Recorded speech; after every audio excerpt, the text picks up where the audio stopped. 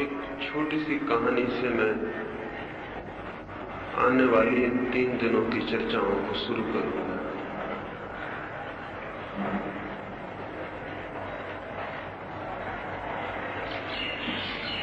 एक राजधानी में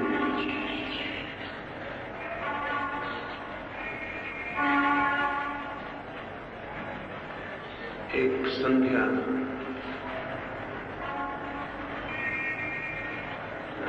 बहुत स्वागत की तैयारियां हो रही थी।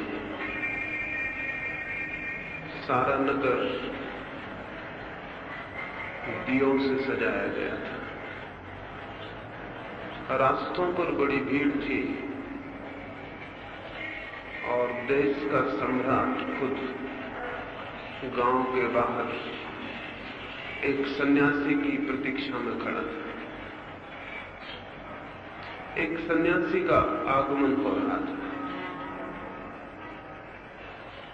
और जो सन्यासी आने को था नगर में सम्राट के बचपन के मित्रों में से था। उस सन्यासी की दूर दूर तक सुगंध पहुंच गई थी। उसके यश की खबरें दूर दूर के राष्ट्रों तक पहुंच गई थी और वो अपने ही गांव में वापस लौटता था। तो स्वाभाविक था कि गांव के लोग उसका स्वागत करें और सम्राट भी बड़ी उत्सुकता से उसकी प्रतीक्षा में नगर के द्वार पर खड़ा था। सन्यासी आया, उसका स्वागत हुआ। सन्यासी को राजमहल में लेकर सम्राट ने प्रवेश किया। उसकी कुशल छीन पूछी। वो सारी पृथ्वी का चक्कर लगाकर लौटा था। राजा ने अपने मित्र उस सन्यासी से कहा, सारी पृथ्वी घूमकर लौटे हो, मेरे लिए क्या ले आए हो? मेरे लिए कोई भेंट?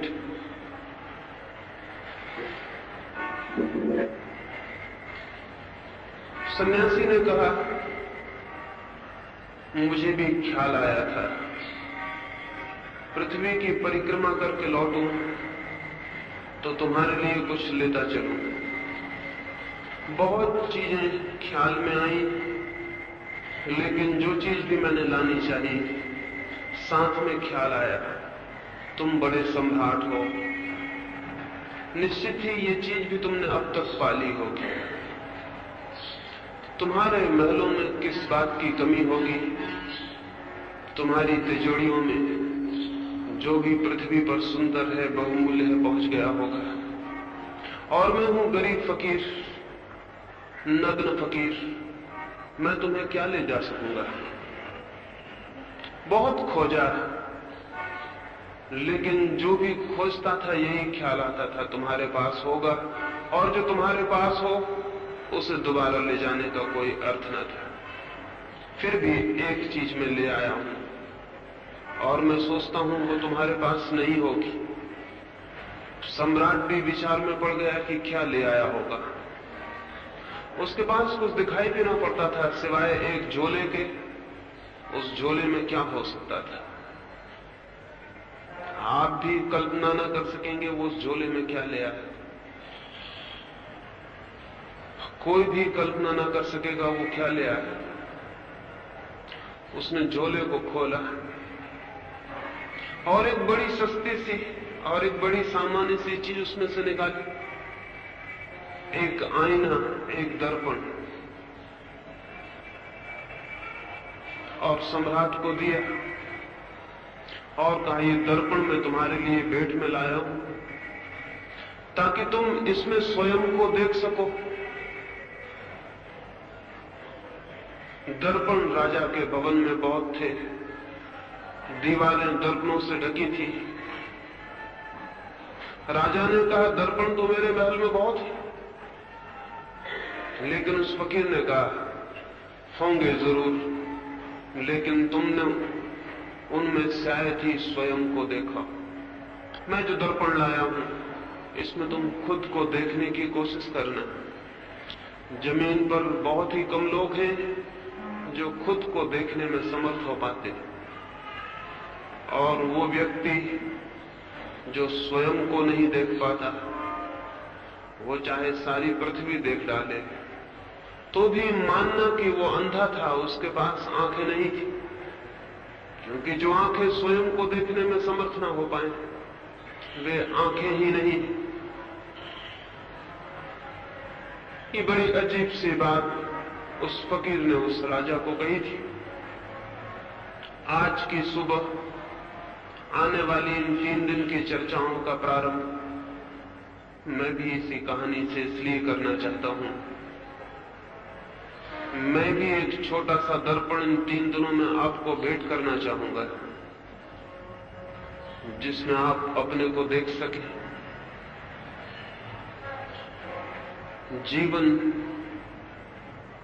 जीवन का अर्थ और आनंद, जीवन का अभिप्राय और जीवन का सत्य केवल उन लोगों को उपलब्ध हो पाता है जो स्वयं को देखने में समर्थ हो जाते हैं।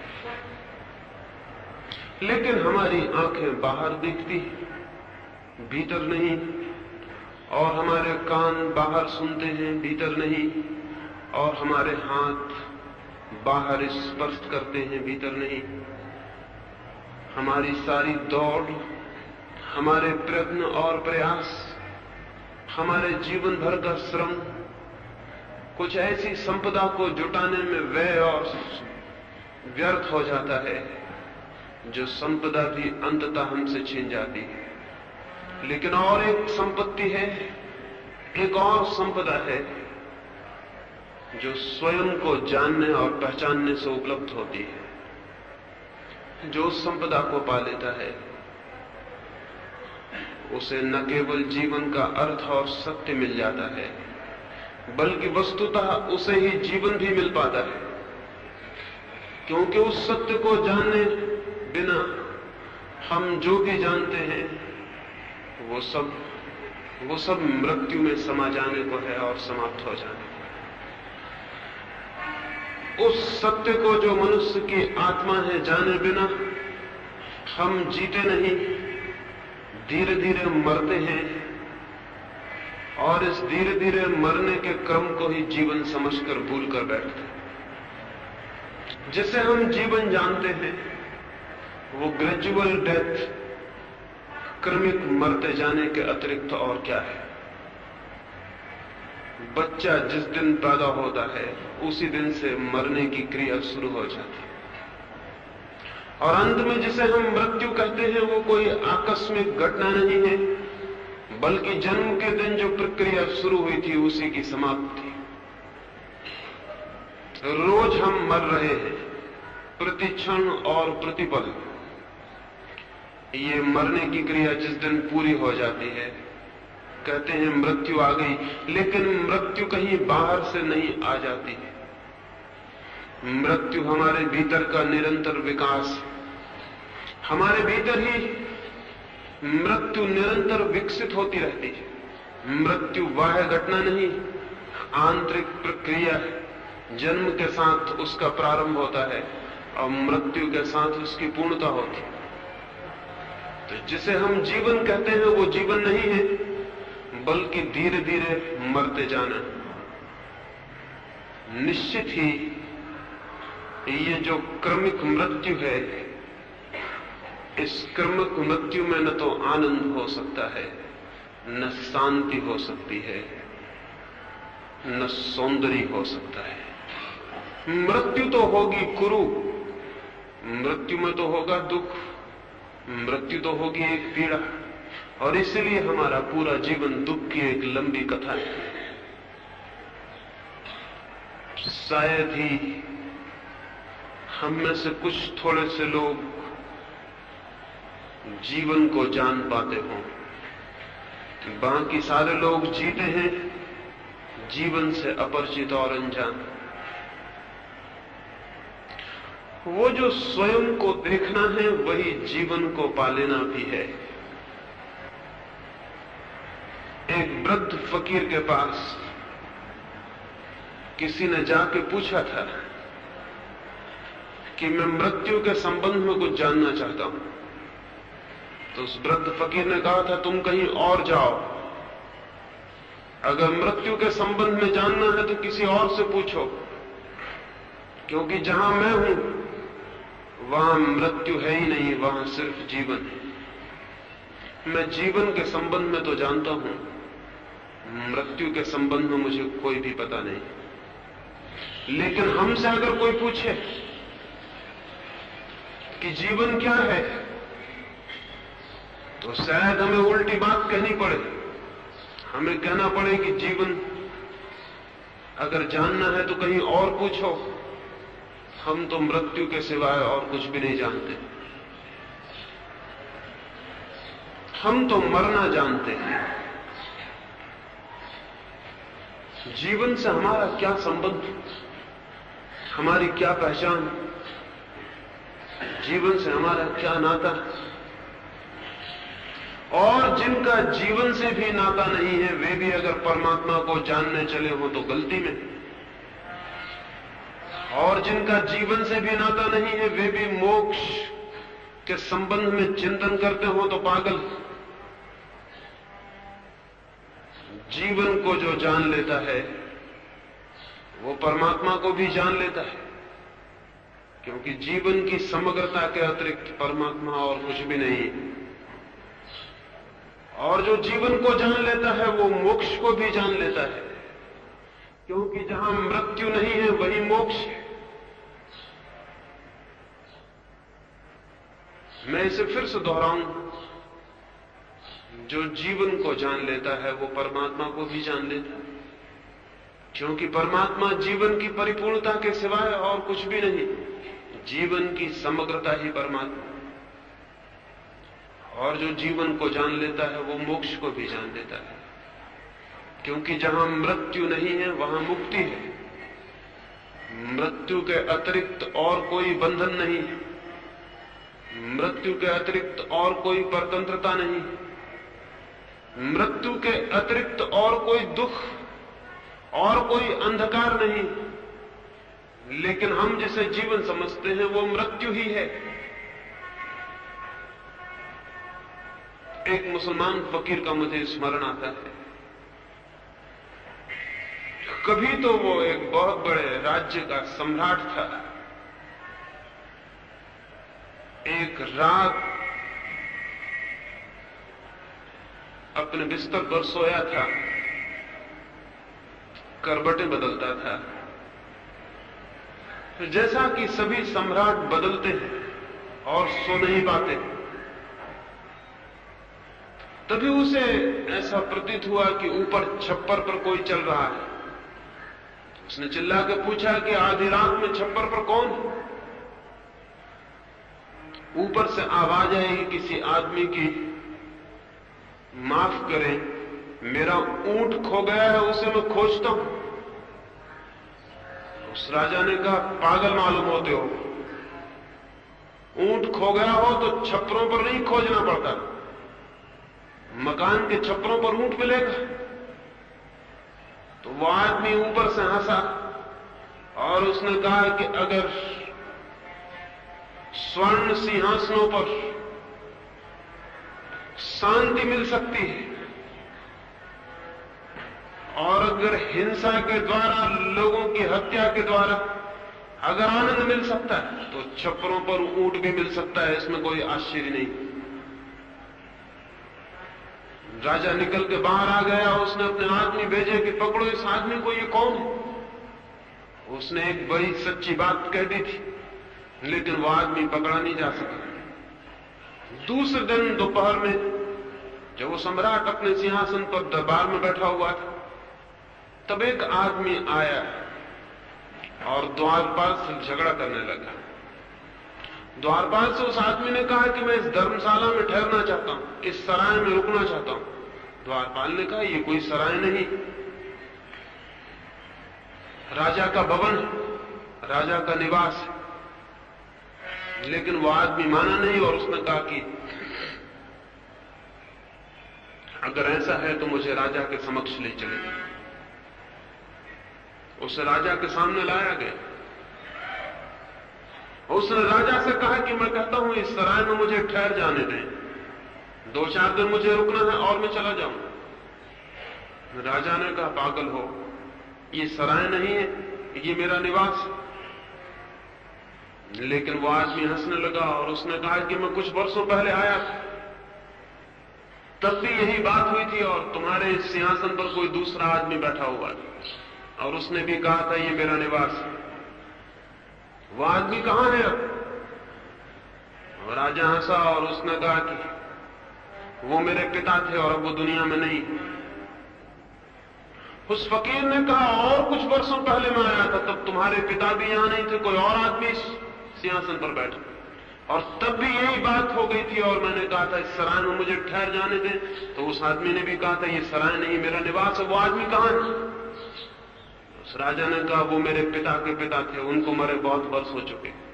वो फकीर बोला मैं और भी पहले आया हूं, लेकिन हर बार यहां कोई दूसरा आदमी मिलता है और वो आदमी यही कहता है ये मेरा निवास है। और जब हर बार आदमी बदल जाते हो तो मैं इसे सराय न समझूं तो और क्या समझूं? मुझे इस धर्मशाला में 2-4 दिन ठहर जाने दें, क्योंकि आप खुद भी 2-4 दिन के मेहमान से ज्यादा नहीं होंगे। जब मैं दोबारा आऊंगा तो यहां कोई दूसरा आदमी सिंहासन पर मुझे यही बातें कहता हुआ मिलेगा। उस राजा ने उस आदमी को पकड़वा लिया और कहा मालूम होता है तुम वही आदमी हो जो रात छप्पर पर ऊंट खोज रहे थे। वो आदमी बोला कि निश्चित ही मैं वही आदमी हूं और मैं तुमसे ये कहने आया कि जिसे तुमने घर समझ लिया वो सराय से ज्यादा नहीं, और जहां तुम खोज रहे हो वो छप्पर पर ऊंट खोजने जैसी जिंदगी। वो राजा उसी दिन उठा और फकीर हो गया। वो गांव के बाहर जाके रहने लगा और गांव में जो लोग भी आते थे वो उससे पूछते कि बस्ती का रास्ता कहां है, तो वो कहता उत्तर की तरफ चले जाओ। उत्तर की तरफ बस्ती। वे लोग उत्तर जाते और पाते कि वहां तो मरघट है, बस्ती नहीं। वापस लौटते। उस राजा को कहते जो फकीर हो गया था तुम्हारा मस्तिष्क तो खराब नहीं, क्योंकि जहां तुमने भेजा वो मरघट है। वो राजा कहता जहां तक मेरी समझ, जिसे तुम बस्ती कहते हो वो मरघट है, क्योंकि वहां हर आदमी मरने को है। आज एक मरेगा, कल दूसरा, परसों तीसरा। वहां कोई भी आदमी बसा हुआ नहीं है। लेकिन जिसे तुम मरघट कहते हो वहां जो लोग भी बस गए हैं वो हमेशा को बस गए हैं, वहां से कोई मरता नहीं। इसलिए मैं मरघट को बस्ती कहता हूं और तुम्हारी बस्ती को मरघट कहता हूं। जिन लोगों ने भी आज तक जीवन को जाना है उन सबका यही कहना है, जिसे हम जीवन कहते हैं उसे वे मृत्यु कहते हैं, और जिसे हम बस्ती कहते हैं उसे वे मरघट कहते हैं। और शायद हमारी उस तरफ आंखें भी नहीं उठती जो जीवन है, जो मृत्यु नहीं। वो आंख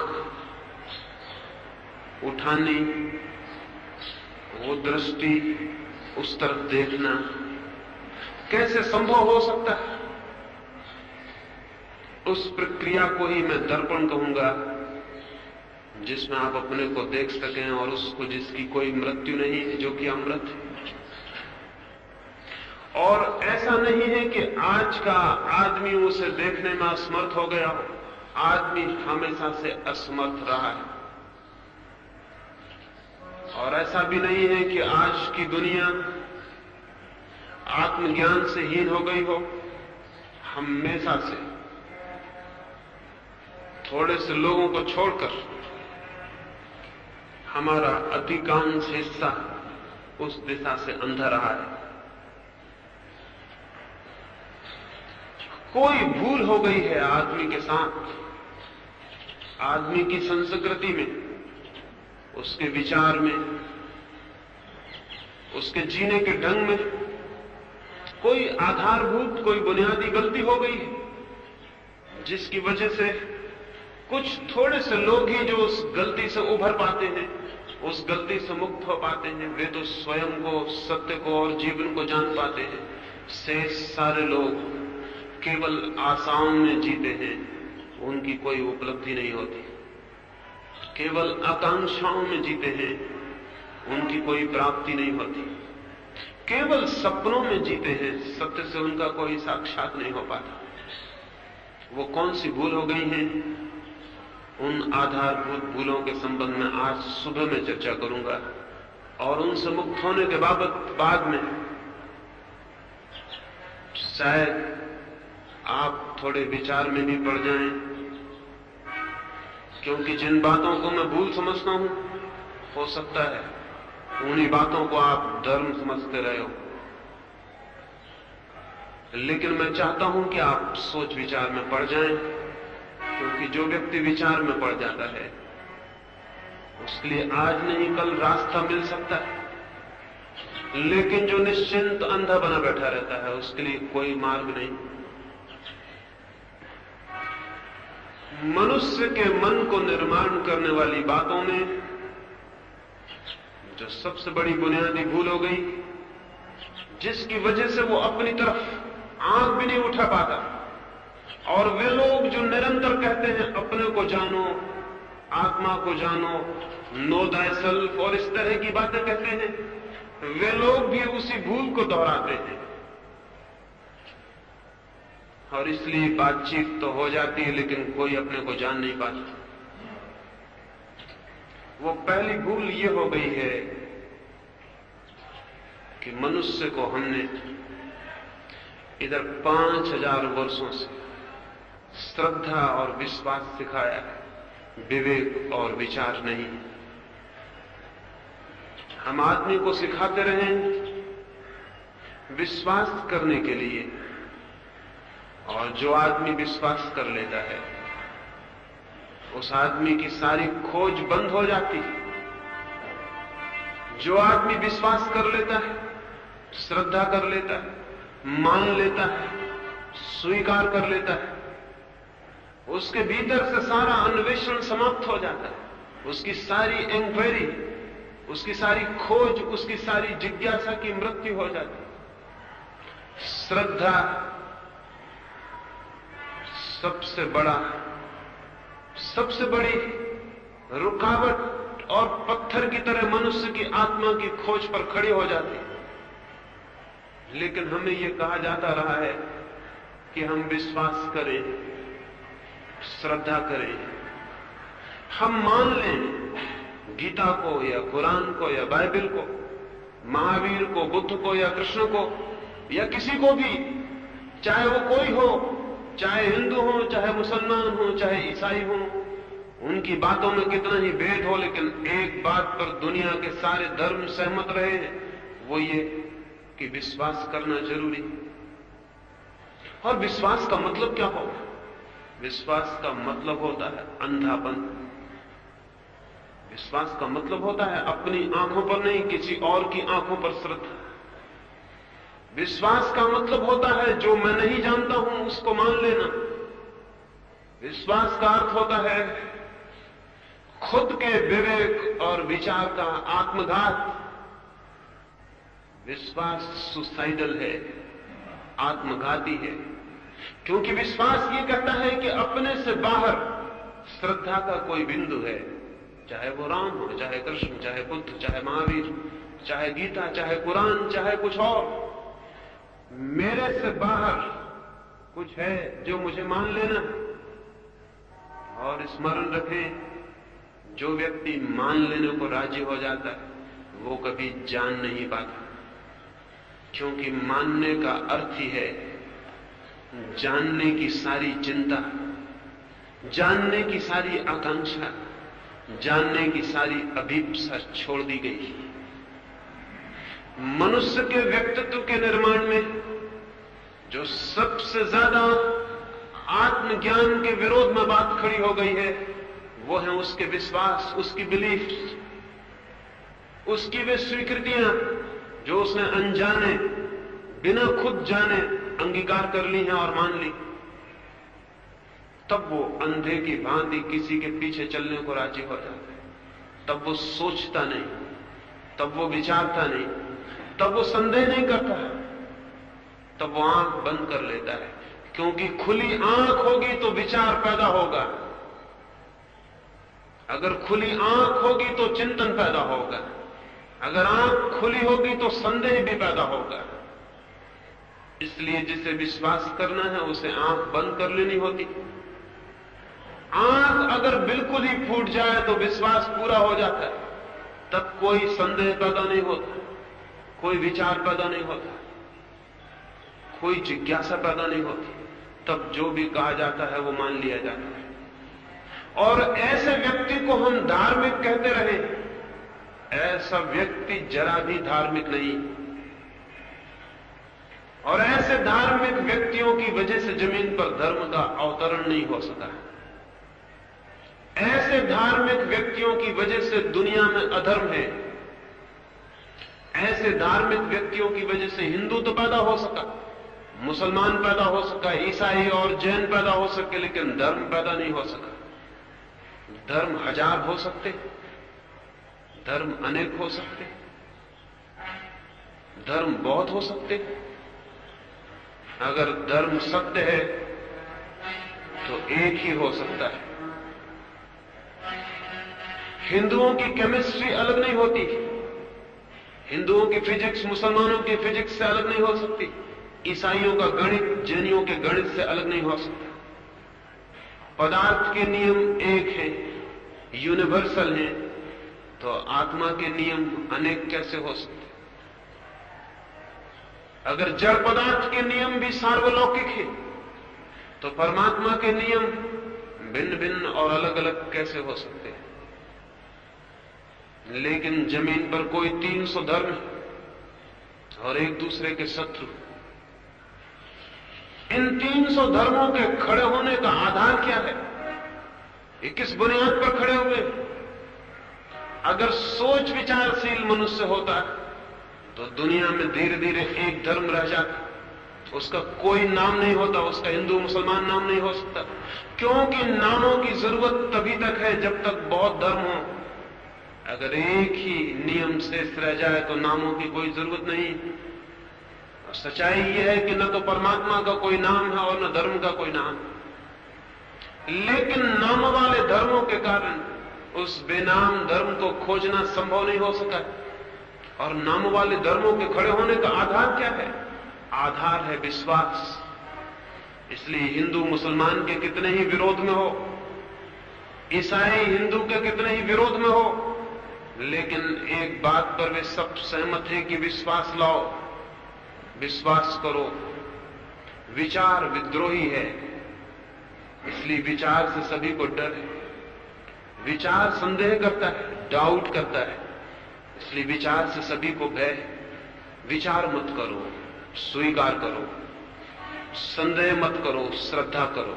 ये शिक्षा रही है और इस शिक्षा का परिणाम ये होता है कि मनुष्य के भीतर जो सोया हुआ विवेक है उसके जागने पर ताले पड़ जाते हैं, उसके जागरण के आसपास दीवारें खड़ी हो जाती, उस विवेक के जागने का कोई कारण नहीं रह जाता। अगर कोई आदमी किसी दूसरे के कंधे पर हाथ रख के आंख बंद करके चलने का अभ्यास करे और वर्ष 2 वर्ष तक अपनी आंख बंद रखे, तो फिर उसकी आंखें काम करना बंद कर देंगी। अगर कोई आदमी अपने पैरों को बांध के बैठ जाए तो वर्ष 2 वर्ष में उसके पैर काम करना बंद कर देंगे।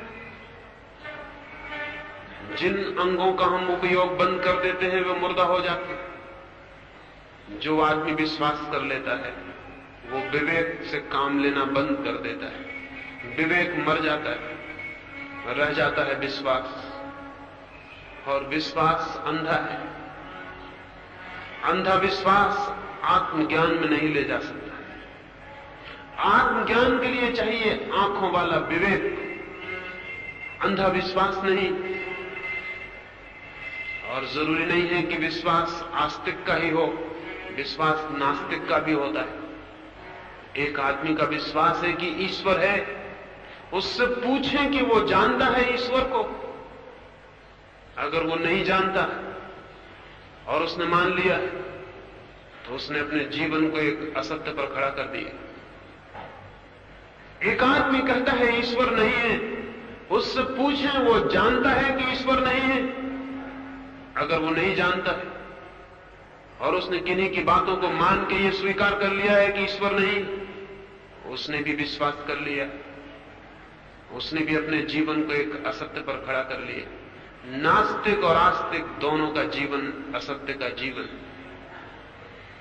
धार्मिक व्यक्ति न तो आस्तिक होता है न नास्तिक होता है, धार्मिक व्यक्ति तो खोजी होता है।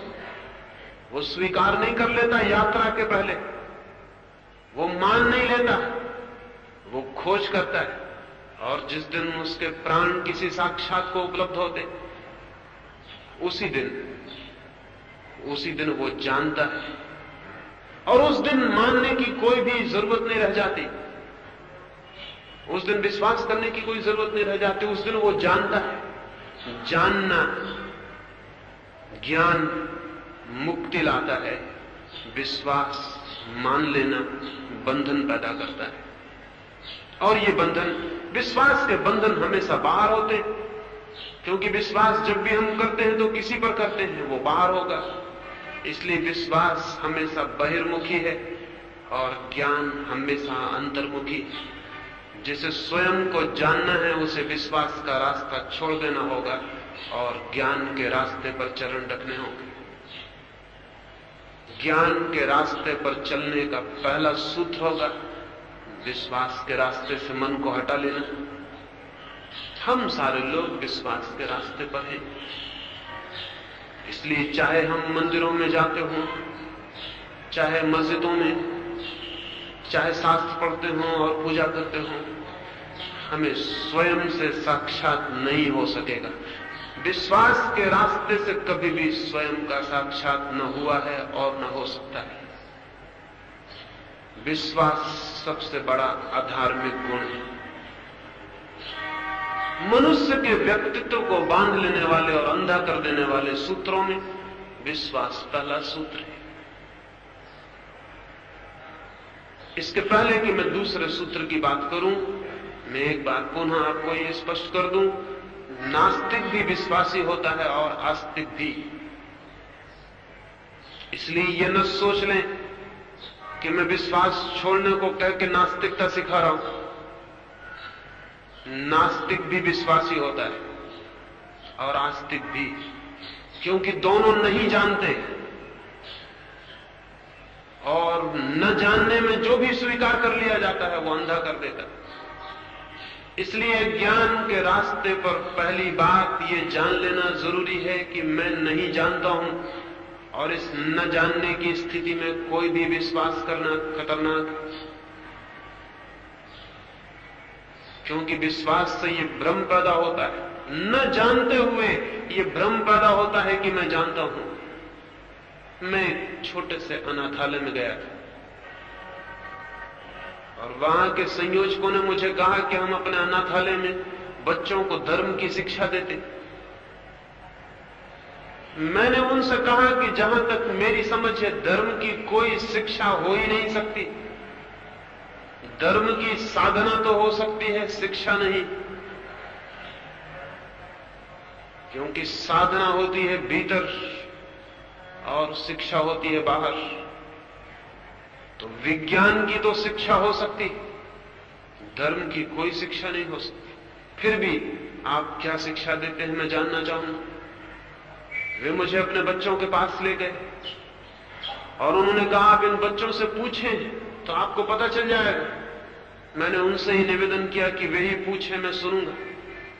उन 100 के करीब बच्चे थे। उन्होंने उनसे पूछा ईश्वर है? उन सारे बच्चों ने हाथ उठाए और कहा ईश्वर है। उन बच्चों को सिखा दिया गया है ईश्वर है। वे छोटे छोटे अनाथ बच्चे, उन्हें जो भी सिखा दिया जाए वो सीख लेंगे। अगर संयोग से वे रूस में पैदा हुए होते तो रूस की हुकूमत उन्हें सिखा देती ईश्वर नहीं है, और मैं अगर रूस में जाकर उनसे पूछता ईश्वर है तो वे सारे बच्चे कहते ईश्वर नहीं है, क्योंकि उन्हें सिखा दी गई होती बात ईश्वर नहीं है। यहां उन्हें सिखा दिया गया ईश्वर है। उन्होंने पूछा ये ईश्वर कहां है? तो उन सारे बच्चों ने हृदय पर हाथ रखे और कहा यहां। मैंने एक छोटे से बच्चे से पूछा हृदय कहां है? उस बच्चे ने कहा ये तो हमें बताया नहीं गया, जो हमें बताया गया है वो हम बता रहे हैं, हृदय कहां है ये हमें नहीं बताया गया।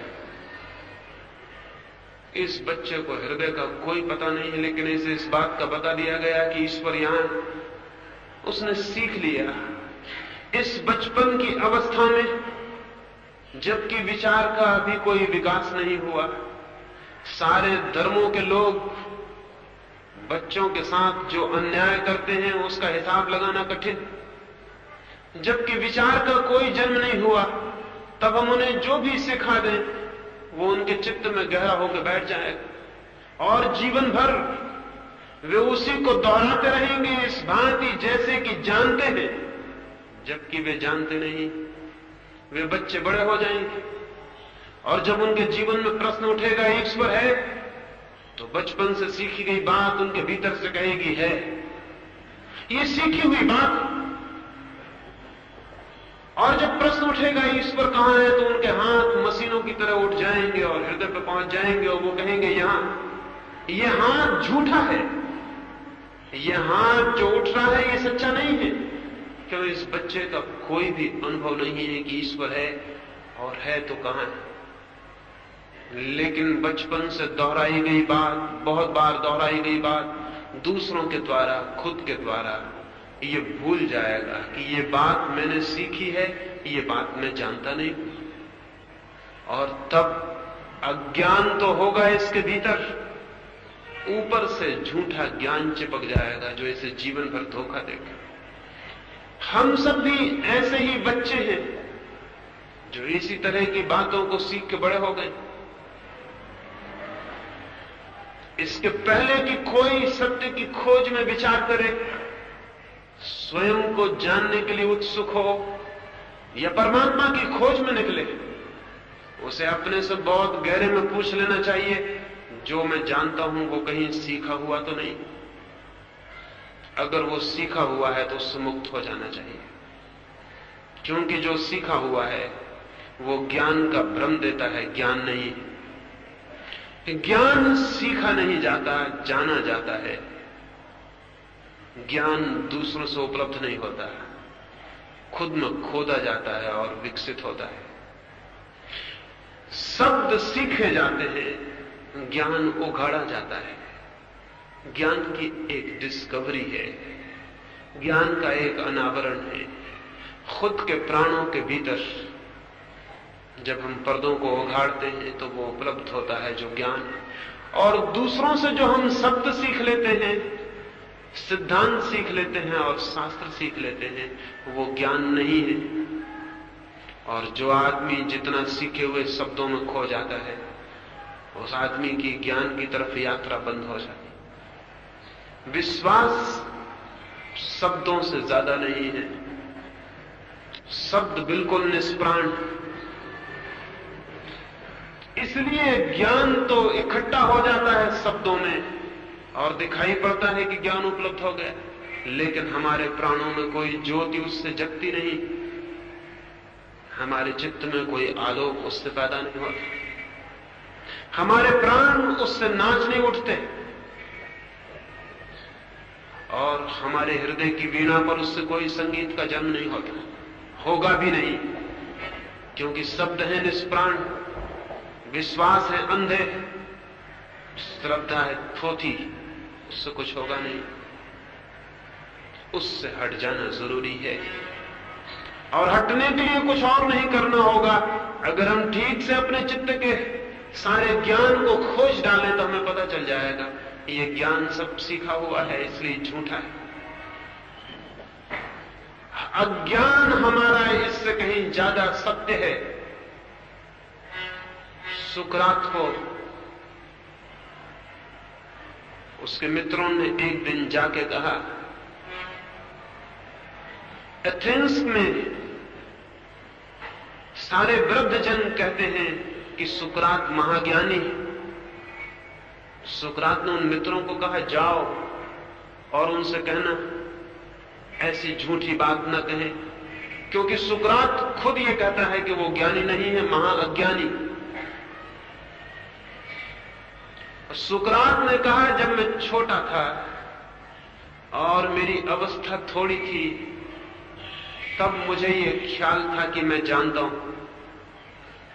फिर मैं जवान हुआ, मेरी समझ बढ़ी, तो मेरे जानने के भवन की बहुत सी ईंटें और दीवारें गिर गई और मेरे ज्ञान के भवन में बहुत छेद हो गए और मैं समझ में आने लगा कि मैं क्या जानता हूं, बहुत कम जानता हूं। लेकिन जैसे जैसे मैं वृद्ध हुआ और मेरी खोज गहरी हुई और मेरी आंखें ज्यादा सतेज हुई, तो मैंने पाया कि वो भवन जो ज्ञान का बचपन में मालूम होता था बिल्कुल गिर गया। अब उसकी कोई दीवारें नहीं रह गई। और जैसे जैसे मैं वृद्ध होता जा रहा हूं, मुझे समझ में आ रहा है कि मैं नहीं जानता हूं। आप हैरान होंगे, जानने का भ्रम बहुत चाइल्डिश, बहुत बचकाना। न जानने की समझ बहुत गहरी, बहुत विस्डम से, बहुत बुद्धिमत्ता से भरी हुई है। क्योंकि जानने का भ्रम विश्वासों से पैदा होता है, और जब समझ पूर्वक दिखाई पड़ता है कि विश्वास तो उधार है, बारोट है, दूसरों से लिए हुए हैं, मेरे नहीं हैं, तो वे टूट जाते हैं और भीतर दिखाई पड़ता है अतल अंधकार, अतल अज्ञान, स्टेट ऑफ नॉट नोइंग, न जानने का बोध, न जानने की अवस्था का अनुभव होता है। पहला सूत्र है आत्मज्ञान की दिशा में, मैं नहीं जानता हूं, इस बात को जानना। यह सत्य है कि मैं नहीं जानता हूं, और इस सत्य से जो शुरू करेगा वो अंततः परम सत्य को उपलब्ध हो जाता है। लेकिन जो इस असत्य से शुरू करेगा कि मैं जानता हूं ईश्वर है, आत्मा है, उसकी यात्रा कभी सत्य पर पूरी नहीं हो सकती। क्योंकि जो हम बीज में बोते हैं वही हमें फसल भी काटनी होती। अगर बीज ही असत्य के बोए गए तो फसल सत्य की नहीं काटी जा सकती। विश्वास असत्य है क्योंकि वो स्वयं का जाना हुआ नहीं, और इसलिए उसके आधार पर जो अपने भवन को खड़ा करेगा उसका भवन झूठा होगा। वो ताश के पत्तों की तरह होगा, जिंदगी की हवाएं उसे उड़ा देंगी, वो नष्ट कर देंगी, वो भवन सच्चा नहीं। इसलिए पहली बात, एक सत्य से ही बात शुरू करें, और वो सत्य ये है कि हम नहीं जानते, और जो हम जानते हैं वो भ्रामक है, उदार है और दूसरों का है। मनुष्य के व्यक्तित्व के भ्रांत हो जाने में श्रद्धा और विश्वास पहला कारण। श्रद्धा और विश्वास से उल्टा क्या होगा? अश्रद्धा, अविश्वास नहीं। डिक्शनरियां अक्सर झूठ बोल देती हैं, शब्दकोश अक्सर झूठ बोल देते हैं। अगर शब्दकोश में खोजने जाएंगे तो विश्वास का उल्टा है अविश्वास, श्रद्धा का उल्टा है अश्रद्धा। लेकिन मैं आपसे कहता हूं, अश्रद्धा और अविश्वास उल्टे नहीं हैं, सजाती हैं, विश्वास के बंधु हैं। विश्वास का ही भाई है अविश्वास, श्रद्धा की ही बहन है अश्रद्धा। वे विरोधी नहीं। विरोधी इसलिए नहीं है कि अश्रद्धा भी अविचार है, वो भी विवेक नहीं। अविश्वास भी अविचार है, वो भी विचार नहीं। जब हम जानते ही नहीं हैं तो श्रद्धा करना भी अज्ञान है और अश्रद्धा करना भी। ईश्वर पर अश्रद्धा भी वही कर रहा है जो नहीं जानता, और श्रद्धा भी वही कर रहा है जो नहीं जानता।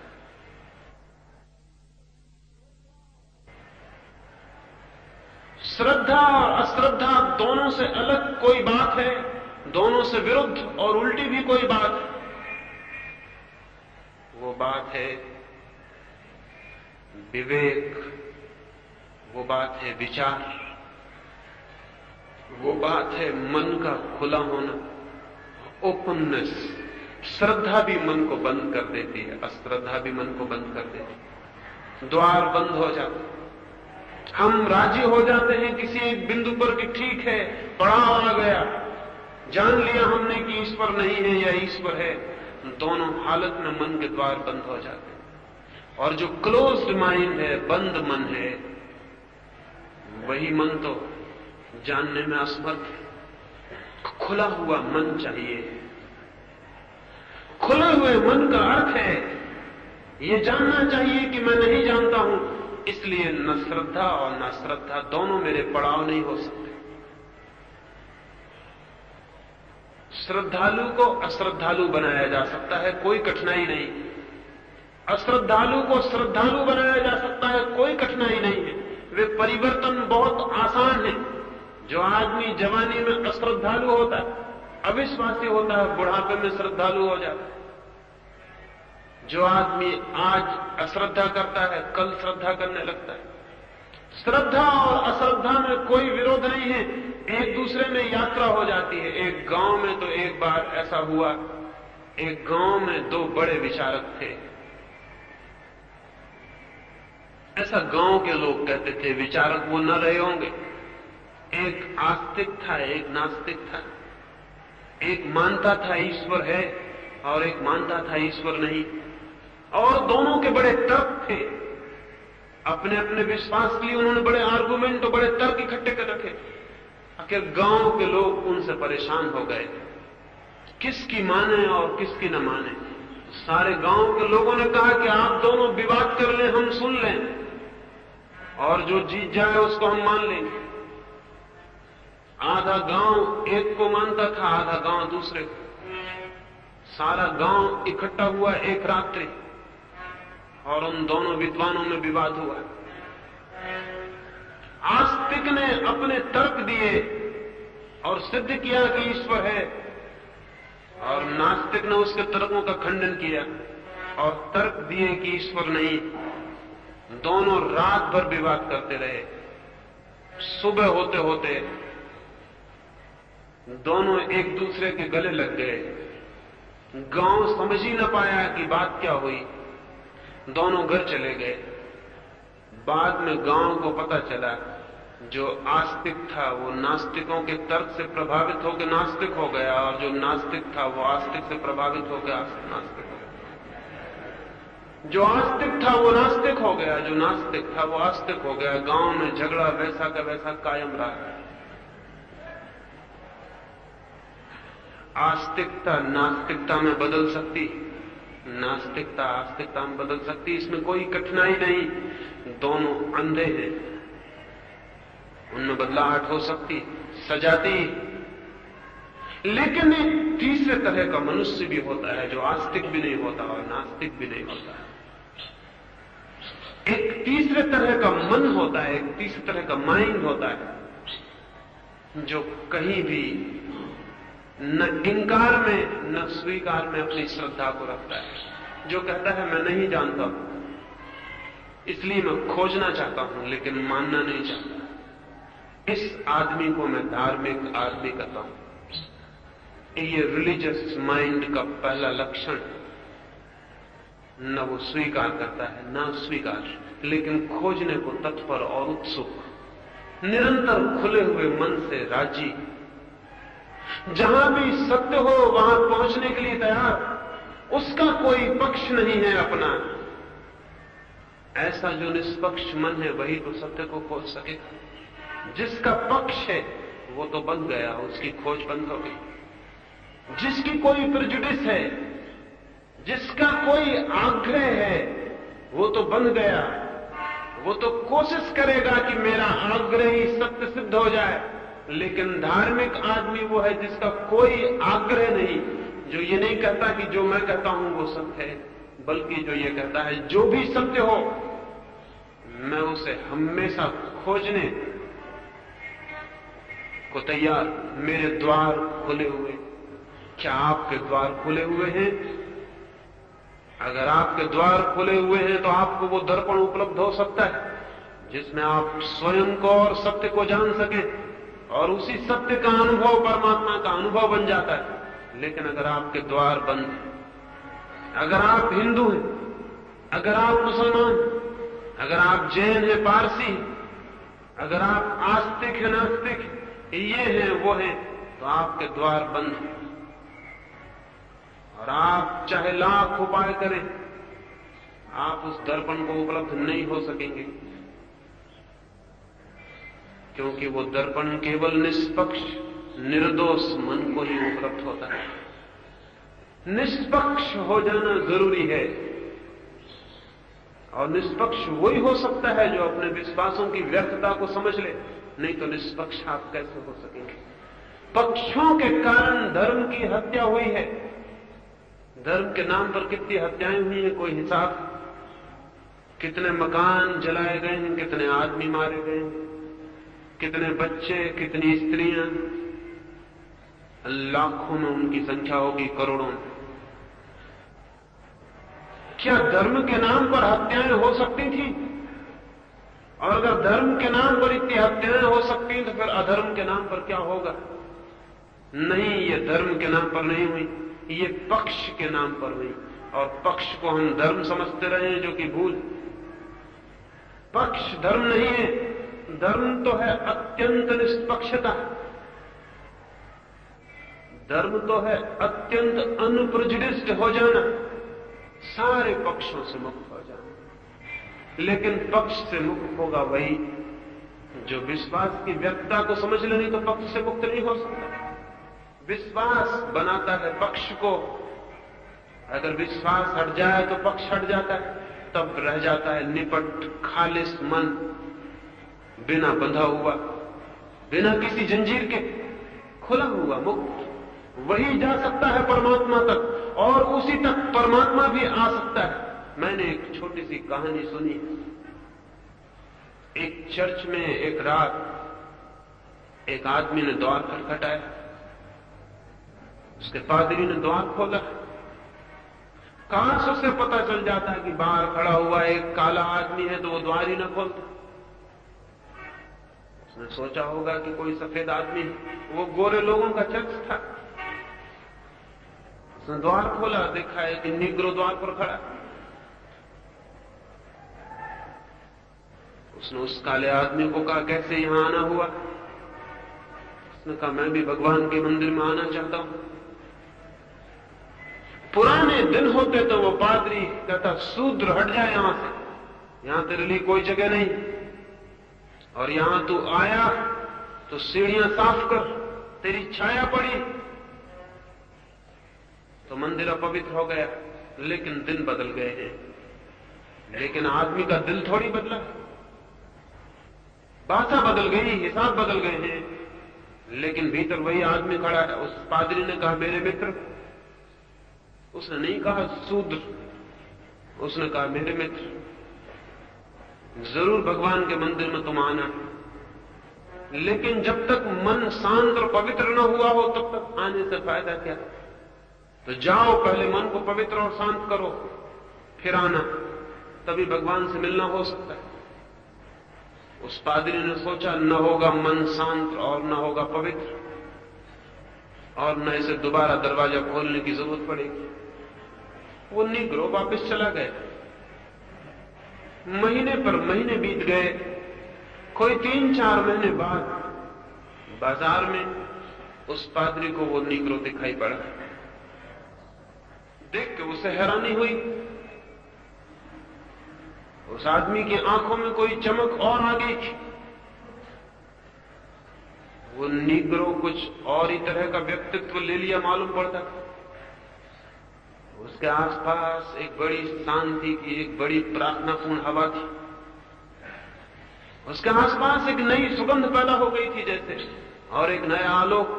उस पादरी ने उसे रोका और पूछा, तुम दोबारा नहीं आए? उस निग्रो ने कहा, मैं तो आता था, लेकिन बड़ी गड़बड़ हो गई।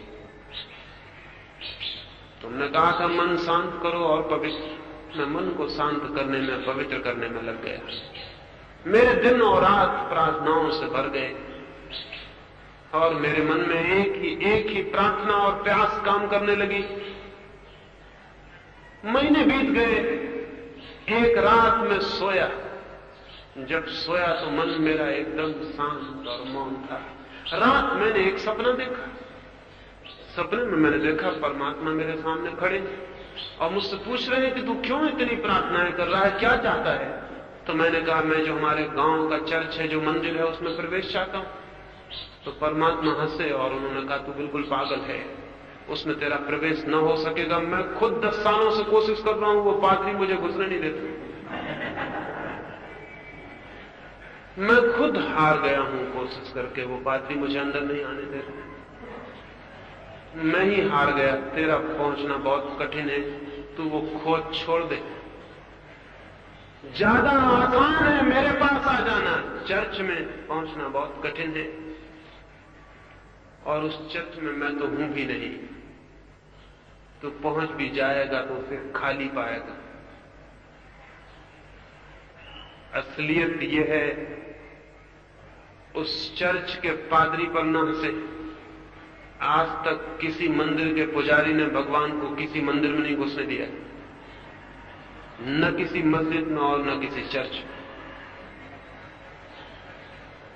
आदमी ने धर्म के नाम पर जितने धंधे बनाए, उनमें कहीं भी भगवान को घुसने का कोई मौका नहीं, क्योंकि जहां परमात्मा होगा वहां फिर व्यवसाय नहीं हो सकता, और जहां व्यवसाय चलाना वहां परमात्मा के लिए जगह नहीं हो सकती। और फिर आदमी के बनाए हुए मंदिर इतने छोटे हैं और परमात्मा है इतना विराट, प्रवेश हो भी कैसे सकता है?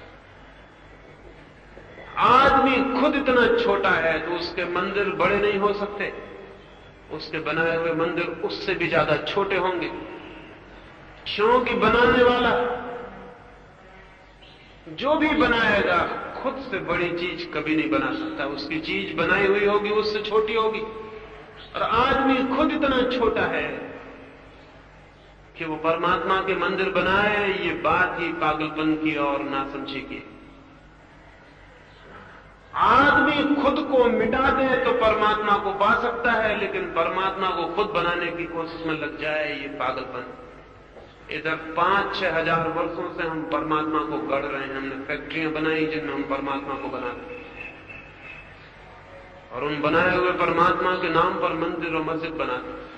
वे आदमी के बनाए हुए मंदिर और मस्जिद बहुत छोटे हैं, इसलिए आपस में टकरा जाते हैं। परमात्मा इतना बड़ा है कि टकराएगा किससे, उसके बाहर और कोई है ही नहीं। लेकिन मंदिर बहुत छोटे छोटे हैं, वो आपस में टकरा जाते हैं और लड़ जाते हैं। मंदिर हमारे पक्षपात है, मंदिर हमारी प्रेजुडिसेस है, मंदिर हमारे विश्वास, मंदिर हमारा ज्ञान नहीं। क्योंकि जब ज्ञान का मंदिर बनता है तो आदमी पाता है वो उसके खुद के भीतर और सबके भीतर, तब उसे बनाना नहीं पड़ता। और जब ज्ञान से परमात्मा का अनावरण होता है तो उसकी मूर्ति नहीं गढ़नी होती, क्योंकि उसकी कोई मूर्ति नहीं हो सकती, और उसका नाम नहीं रखना होता क्योंकि उसका कोई नाम नहीं हो सकता। जब ज्ञान के परमात्मा का अनुभव होता है तो पाया जाता है वही है, वही सब कुछ है। लेकिन जब अज्ञान परमात्मा को गढ़ता है तो बड़े खतरे हो जाते हैं। हमारे सारे विश्वास अज्ञान में गृहीत होते और हमारे सब मंदिर अज्ञान में बनते, और हमारे सारे पक्ष और हमारे सारे विश्वास अज्ञान की संतति है। इसलिए जो इन विश्वासों को पकड़े बैठा रहता है उसने अपने अज्ञान को ही मजबूत कर लिया। अज्ञान को तोड़ना है तो विश्वास और पक्षों को तोड़ देना जरूरी है। चाहिए एक निष्पक्ष मन, चाहिए एक निर्दोष मन, चाहिए एक मुक्त और खुला हुआ मन। वही द्वार बनता है, वही दर्पण बनता है खुद को जानने का। तो पहला सूत्र आज की सुबह आपसे कहना चाहता हूं, खुला हुआ मन, बंद मन नहीं। और हम सबके बंद मन हैं, बहुत बहुत बंद हैं। एकदम बंद हैं, कहीं कोई रंध्र भी नहीं। द्वार तो बड़ी बात कि सूरज की किरण भीतर पहुंच सके, और भीतर सब तरफ से बंद करके अपने विश्वासों को पकड़े हुए हम जिए चले जाते हैं। जी लेते हैं नाम को, लेकिन जीवन को नहीं जान पाते। जी लेते हैं अंधेरे में आलोक से परिचित नहीं हो पाते। जी लेते हैं शब्दों में, शब्द से कोई साक्षात नहीं हो पाता। तो निवेदन करूंगा, थोड़ा विचार करेंगे, और मेरे कहने से कोई विश्वास छोड़ देगा तो ये नया विश्वास हो जाएगा। अगर मेरी बात मान ली और विश्वास छोड़ दिए तो गलती हो गई, ये नया विश्वास हो जाएगा। मेरी बात पर विश्वास नहीं कर लेना आसान है। ये सारे मुल्क में जिन मित्रों से मैं निरंतर मिल रहा हूं, उनमें मैं देखता हूं वो मेरी बात मान लेते हैं, वो विश्वास छोड़ देते हैं, मेरे पे विश्वास कर लेते हैं। भूल फिर हो गई, कुएं से बचे और खाई में गिर गए, उससे कोई फर्क ना हुआ। मैं कौन हूं जिस पर आप विश्वास करें? कोई भी कारण नहीं। मैं जो कह रहा हूं उस पर विश्वास नहीं कर लेना, उस पर सोचें, विचार करें, चिंतन करें, मनन करें, एक एक बात को खोजें। और खोजने और विचार करने के लिए जरूरी है कि बहुत जल्दी ना करें, अधेरी ना बरतें। मैंने कहा और आपने मान लिया तो बहुत अधेरी हो गया, बहुत जल्दी हो गई। बहुत देरी से मैंने कहा और आपने इनकार कर दिया कि नहीं ये सब गलत बातें हैं, तो भी जल्दी हो गई, अधेरी हो गया। तो अभी यहीं से निर्णय लेके ना चले जाएं कि मैंने जो कहा वो सच था या झूठ। जिस आदमी ने भी इतने जल्दी निर्णय लिया, समझे कि उसने मेरी बात सुनी भी नहीं, समझी भी नहीं। तो जल्दी ना करें। हमारी आदतें तो गलत हैं। मैं यहां बोल रहा हूं और आप वहां निर्णय कर रहे होंगे कि क्या ठीक है और क्या गलत। ये गलत आदतें हैं। सुन लें चुपचाप, चले जाएं चुपचाप, उसे मन में सोचें, देखें, पहचानें क्या कहा है, क्यों कहा है, कितने दूर तक सच है, और उसकी सच्चाई की जांच होगी आपके भीतर। अपने विश्वासों को उखाड़ें और देखें कौन सा विश्वास है जो आपका अपना है, कौन सा जानना है जो आपका अपना है, और जो आपका अपना नहीं है वो आपकी आत्मा नहीं बन सकेगा। जो आपका अपना है वही आपका आत्मा बन सकता है, वही आपकी आत्मा बन सकता है। एक सन्यासियों का आश्रम था। एक युवा सन्यासी आया उस आश्रम में, नया 15 दिन रहा, ऊब गया, घबरा गया, और उसने निर्णय किया कि मैं जाऊं, क्योंकि जो वृद्ध गुरु था वहां, उसकी थोड़ी सी बातें थी जो 10-15 मिनट में पूरी हो जाएं। 15 दिन सुनते सुनते थक गया, वही बातें, कुछ सीखने को वहां नहीं मालूम पड़ता था। तो सोचा उसने कि कल सुबह होते ही निकल जाऊं, ये स्थान मेरे लिए नहीं है, मैं कोई और जगह खोजूं जहां कुछ सीखा जा सके, जाना जा सके। लेकिन रात एक घटना घट गई और फिर वो उस आश्रम को छोड़कर कभी नहीं गया। रात एक और नया भटकता हुआ सन्यासी उस आश्रम में आ गया। उस आश्रम के अंतेवासियों की रात बैठक हुई। उस नए आए सन्यासी ने 2 घंटे तक बड़ी सूक्ष्म बातें कही, वेदांत की, उपनिषदों की बड़ी सूक्ष्म चर्चा की, बड़ा विश्लेषण किया। वो जो युवा सुबह छोड़ देने को था, उसने सुनी वो बातें, प्रभावित हुआ, हृदय में उसके बातें वे पहुंच गई, और उसके मन को हुआ कि गुरु हो तो ऐसा हो जो इतना जानता हो, इतना विस्तीर्ण हो जिसका जानना। और उसके मन में ये भी ख्याल आया कि मेरा वृद्ध गुरु बैठा हुआ सुन रहा है, उसके मन को कैसा दुख न होता होगा, कैसा अपमान न लगता होगा, कैसी हीनता न मालूम होती होगी इसके समक्ष। 2 घंटे के चर्चा के बाद उस बोलने वाले सन्यासी ने वृद्ध गुरु की तरफ देखा और कहा, कैसी लगी मेरी बातें? उस बूढ़े ने जो कहा वो मन में रख लेने जैसा है। उस बूढ़े ने कहा, मेरे मित्र, मेरे बेटे, 2 घंटे से तुम्हारी बात सुनने की कोशिश कर रहा हूं, लेकिन तुम तो कुछ बोलते ही नहीं। उस युवा ने कहा, आप पागल हैं क्या? 2 घंटे से मैं ही बोल रहा हूं, और कौन बोल रहा है? उस वृद्ध ने कहा, तुम्हारे भीतर से शास्त्र बोलते हैं, सिद्धांत बोलते हैं, लेकिन तुम जरा भी नहीं बोल रहे, क्योंकि तुमने जो बोला उसमें तुम्हारा जाना हुआ कुछ भी नहीं। तो तुम्हें भ्रम है कि तुम बोल रहे हो। तुम बिल्कुल भी नहीं बोल रहे हो। तुम एक यंत्र की भांति काम कर रहे हो, एक मशीन की भांति, जिसमें से शास्त्र दोहराए जा रहे हैं, शब्द जो सीखे गए हैं वो बोले जा रहे हैं, लेकिन तुम कहां हो? तुम तो मौजूद भी नहीं हो, क्योंकि अगर तुम मौजूद भी होते तो तुम्हें यह दिखाई पड़ जाता कि तुम ये मशीन का काम कर रहे हो, एक मनुष्य का नहीं। तो जाओ, अभी खोजो उसे जो तुम्हारा जानना बन सके, और जब वो तुम्हारा जानना बन जाएगा तो मैं कहूंगा कि तुम बोले। यही मैं आपसे भी करता हूं।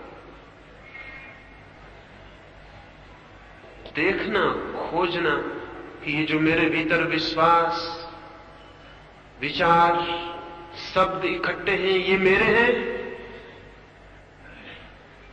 अगर ये मेरे नहीं है, अगर इनमें से कुछ भी मेरा जाना हुआ नहीं है, तो मेरा जीवन एक निष्फल चेष्टा है, जिसमें मेरी अपनी कोई अनुभूति नहीं, अपनी कोई संपदा नहीं।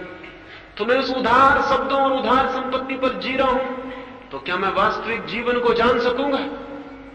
क्या इन उधार शब्दों के आधार पर सत्य को पाया जा सकेगा? क्या ये सीखे गए शब्द और उनका दोहराना मुझे कहीं ले जाएगा? क्या ये विश्वास जो मेरे नहीं है मेरी आत्मा के उद्घाटक बन सकेंगे? इसको खोजना जरूरी है। इसे एक एक विश्वास को जांचना जरूरी है, कसना जरूरी है। कसौटी यही है कि क्या है मेरा अनुभव, और जो मेरा अनुभव नहीं उससे छुटकारा बहुत आवश्यक है, क्योंकि जो मेरा अनुभव नहीं है वही रोक लेगा उसे आने से जो मेरा अनुभव हो सकता है। एक अंतिम छोटी सी बात। एक आदमी एक कुआं खोद रहा था, तो मैंने उसे कुआं खोदते देखा। उसने कंकड़ पत्थर खोदकर बाहर निकाल दिए, मिट्टी खोदकर बाहर निकाल दी। वो खोदता चला गया, खोदता चला गया।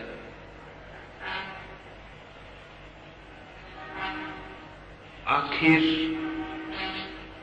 मिट्टी और पत्थर की परतें अलग हो गई, तो पानी के झरने फूट पड़े और वो कुआं पानी से भर गया।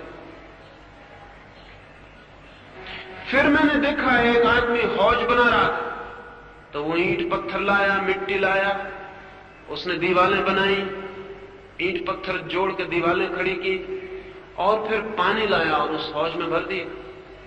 हौज में भी पानी था और कुएं में भी, और मैं सोचने लगा दोनों के पानी में कोई फर्क है या नहीं। उल्टी सी बात थी, कुएं से ईंट पत्थर बाहर निकाल दिए थे, पत्थर मिट्टी बाहर फेंक दी, तो भीतर जो पानी छिपा था वो प्रकट हो गया। और हौज में ईंट पत्थर लाने पड़े, जोड़ के दीवार बनानी पड़ी, और तब पानी लाके उसमें भर देना पड़ा। कुएं में पानी आया, हौज में पानी लाना पड़ा। हौज में ईंट पत्थर भी लाके जोड़ने पड़े, कुएं से ईंट पत्थर निकाल के बाहर फेंक देने पड़े। कुएं में जीवित पानी है, उस पानी की जड़ें हैं, उस पानी के झरने हैं जो दूर सागरों से जुड़े हैं, जो अनंत। हौज की कोई जीवन नहीं, हौज की कोई आत्मा नहीं, वो किसी सागर से नहीं जुड़ा है, उसमें उधार पानी भरा हुआ है। हौज का पानी सड़ जाएगा, कुएं का जीवित पानी ज्ञान भी फिर मैंने जाना दो ही तरह का होता है, हौज की तरह और कुएं की तरह का। जो ज्ञान हम दूसरों से सीख लेते वो हौज की तरह का ज्ञान है। उसमें मस्तिष्क में शब्दों की दीवार बनाकर भीतर ज्ञान को भर लेते हैं उधार, वो सड़ जाता है। पंडित का ज्ञान ऐसा ही होता है जो दूसरों से सीखा हो। इसलिए पंडित से ज्यादा विकृत मस्तिष्क और किसी का भी नहीं होता है, उसका सब उधार होता है। ज्ञानी का ज्ञान बहुत और तरह का है, कुएं की तरह का है। वो अपने चित्त में जितना भी मिट्टी पत्थर इकट्ठे हो गए हैं बाहर से उनको निकाल के फेंक देता है, खोदता चला जाता है भीतर, जो भी बाहर का है निकाल के फेंकता जाता है, जो भी बाहर से आया उसे बाहर फेंक देता है। तब एक दिन उसके भीतर उन झरनों का जन्म होता है जो उसके भीतर छुपे थे, जो उसके प्राण, जो उसकी आत्मा। और जब वे झरने खुलते हैं तो उन्हीं झरनों में वो आनंद, वो आलोक बाहर चला आता है, जिसे कोई परमात्मा कहे, कोई सत्य कहे। और वो जो सत्य स्वयं के झरनों से उपलब्ध होते हैं, और वो जल स्रोत जो खुद के भीतर खोज लिया जाता है, वही मुक्ति बन जाता है, वही है जीवन। हम अपने जीवन को दबाए बैठे हुए, उसे उगाड़ना, वही है अमृत। उसकी कोई मृत्यु नहीं, वही है आनंद, क्योंकि वही है आत्मा। उस आत्मा की खोज में जो दर्पण निर्मित करना है, उसका पहला सूत्र मैंने आज आपसे कहा, और इन 3 दिन की चर्चाओं में और कुछ सूत्रों पर आपसे बात करूंगा। उनको सोचेंगे, विचारेंगे। हो सकता है मेरी सारी बात गलत हो, और अगर आपके सोचने विचारने से यह पता चल जाए कि वो गलत है, तो आप एक कदम आगे बढ़ जाएंगे, क्योंकि इतना सोच विचार आपके भीतर विवेक को पैदा कर देगा। और हो सकता है मेरी बात सोच विचार से उसमें से कुछ आपको ठीक दिखाई पड़े। अगर आपके सोच विचार से उसमें कुछ ठीक दिखाई पड़ा तो वो आपका हो जाएगा, मेरा नहीं रह जाएगा, उससे मेरा कोई संबंध नहीं। और जो आपका है वही सत्य है, और शेष सब असत्य है। मेरी थोड़ी सी प्रारंभिक बातों को